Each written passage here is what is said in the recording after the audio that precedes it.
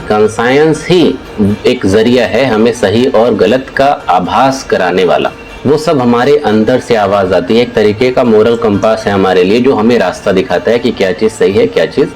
गलत है। इंसान कोई भी चीज अच्छी या बुरी समझ पा रहा है और उसके हिसाब से डिफरेंशिएट कर पा रहा है कि उसके मन में एक आभास हो रहा है कि हाँ, जैसे किसी लड़ाई हो गई, लड़ाई के बाद वो बहुत ज्यादा, मान लीजिए किसी ने चिल्ला दिया, अब उस चिल्लाने के बाद उसको अंदर से एक कंसायंस का जो है कॉग्निशन हुआ उसको कि हाँ, इतना नहीं चिल्लाना चाहिए था, गाली गलौज नहीं करनी चाहिए थी, बुरी बात है। तो इस एहसास के बाद उसके मन में गिल्ट पैदा होगा जो अथॉरिटेटिव कंसायंस है, और उस गिल्ट की वजह से या उस फीलिंग की वजह से वो फैसला करेगा कि हाँ, आगे हम जो है कुछ ऐसा गुस्से वाला काम नहीं करेंगे, गाली गलौज नहीं करेंगे। तो ये थियरी बेसिकली दो एस्पेक्ट के तहत हमको बता रही है कि हाँ, इंसान सही और गलत का आभास कैसे करता है। लेकिन कई बार ऐसा होता है कि कॉग्निटिव कंसायंस को लोग इग्नोर करते हैं। जब कॉग्निटिव कंसायंस को जरूरत से ज्यादा इंसान इग्नोर कर देगा तो अथॉरिटेटिव कंसायंस गायब हो जाता है, यानी कि सही और गलत का फर्क करना इंसान फिर भूल जाता है और उसका भाव, उसकी फीलिंग